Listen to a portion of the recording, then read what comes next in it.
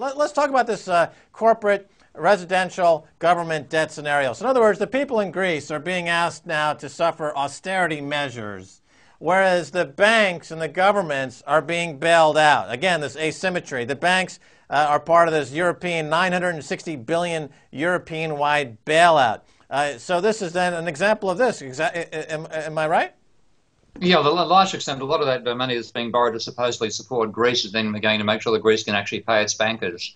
And again, if the bankers are lent responsibly to Greece, that set up part of the problem. That's not to say that Greece doesn't have a rather overly generous welfare system and rather too many easy runs for its people compared to countries like Germany. So the Germans do have some genuine complaint to make when I think, for example, in Greece, the age of retirement in Greece is 3 years younger than Germany, as far as I understand, and the retirement terms for Greek public servants are much more generous compared to the size of the economy than the German ones are. So there are some genuine reasons to complain about the level of spending in Greece, and there is some reason to say you've been living on the hog to some extent.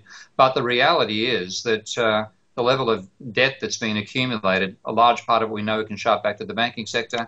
They're a large part of the beneficiaries from the bailout as well. And when you have a downturn driven by private sector deleveraging, the last thing you want is to have the government sector doing the same thing on top of that. And that's what these austerity programs will force on them. We tend to forget, unfortunately, the large part of the reason why a certain Hitler rose to power back in the 1930s was American banks refused to roll over loans to German banks and caused austerity to be forced on the German population and gave rise to extremist views at the time. And, we're playing the same songbook, and I don't understand why people don't realize the dangers of that. Right. The time to look at the spread between, let's say, Southern Europe and Northern Europe in terms of pension, entitlement programs would be during a credit expansion, not during a credit contraction. Let me ask you this about this idea where the reforms are coming at the bottom or the beginning of a credit crunch or during a credit crunch. It almost seems as though the so-called bond vigilantes or speculators are going beyond just imposing fiscal authority. They seem to be actually attacking, using their positions in the markets, not only to bring about some kind of orderly spread between the entitlement programs intra-Europe, but to actually benefit from the chaos and to make the situation worse. Do you see that? Oh, yeah. I mean, if you look at the level of deficit that Greece has, it's, the amount of money they need compared to what is needed by the much larger economies of Italy and Spain, it's trivial. So what you've had is an attempt by the European governments to bring in a shock and awe change where they bring in $1 billion, which sounds like a trillion, which sounds like a huge amount of money, to fight off the contagion effect. But of course, that could be exhausted in 1 year by the level of deficits these countries are running since they're forced to live within the Maastricht Treaty. That's going to be the margin above that is where the $1 trillion is going to go. And if I was a bond vigilante or a currency vigilante, I'd be saying, right, that'll fund will run out in about maybe 15 months. I'll be ready for another bailout being necessary. Then there'll be a plunge in the euro, and I'm going to hedge forward to make money out of the plunge. So I'm sure they're sitting there thinking the euro is doomed, either in terms of a breakup of the worst extreme or more likely a rapid devaluation when the rules of the Maastricht Treaty are completely breached.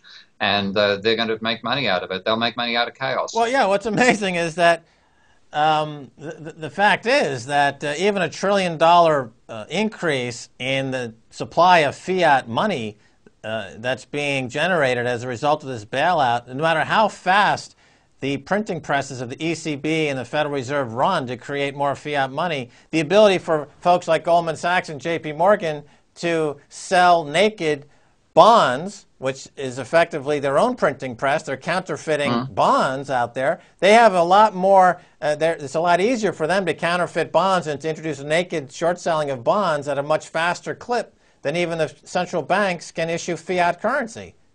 Well, that's the trouble. I mean, central banks, even though they can issue as much fiat as they like, do two things wrong. One is they can't lever it, whereas the private sector can, and that leverage gives them the power to turn, a smaller amount of money into far greater level of leveraged buying power on the currency markets. But the governments are also making the mistake of thinking they have to sterilize this money by selling bonds back to the public. And what you've got is a transfer, therefore, from private sector debt to public sector debt. Now, the real problem that we've got into, one of the many problems we've got into, is we've let credit money expand far too rapidly, and it's overbalanced the amount of fiat money in the system. You take a look at the level of M0 in America versus M1 and M2 and the M3, they don't even bother recording anymore. There's been a plunge in the ratio of fiat money to credit money. And only one way out of this, one thing we have to do is ultimately rebalance that and have more fiat money, which means you've got to basically, in the old-fashioned sense of the word, print the stuff. You don't try to sterilize it. You simply have to reduce the overhang of credit money in the system. So the fact they're trying to stop doing that actually means they're actually undoing part of the good that they're trying to cause. Right. So up until recently, the European Central Bank and Trichet was trying to convince the world that they were not going to give in to things like quantitative easing and excessive money printing and hostage. Essentially, they've been taken hostage by the investment banking world, and that now they're going along for the ride in terms of printing lots of money, which is only exacerbating the problem because, as you are referring to it, it's not money in terms of it being valued at anything with an intrinsic value. You keep referring to it as credit money. So all they're doing is increasing the debt, and of course that means the debt interest. And in the U.S., for example, I noticed that now they're at that magical debt service to interest of 90% of GDP, which historically usually means death spiral. Is that a fair statement?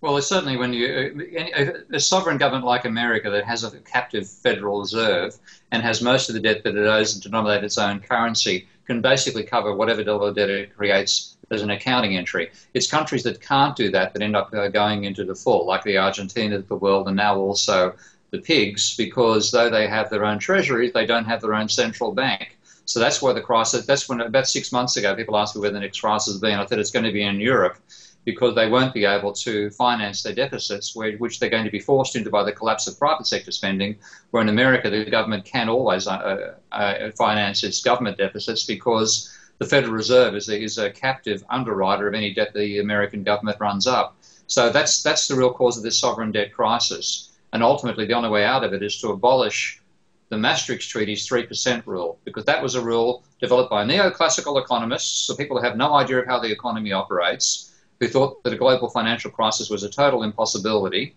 and of course that government action couldn't do anything to make anything better. They designed that 3% limit. And now, of course, we've moved on a mere 10 years, and reality has caught up with neoclassical theory, but we haven't yet changed the Maastricht Treaty to make it possible for those governments to have their deficits funded. That's the real dilemma for the use of the sovereign debt problem. And so, but of course, once that's addressed, we have the other side of the problem. When suddenly you go from having European deficits supposedly limited to 3%, therefore making the euro appear to be a strong currency, when it becomes a 10% deficit, the euro will become a weak currency, and down it'll go on currency markets, and that'll cause all sorts of chaos in the rest of the world too. America will find it rather harder to export to Europe when that happens.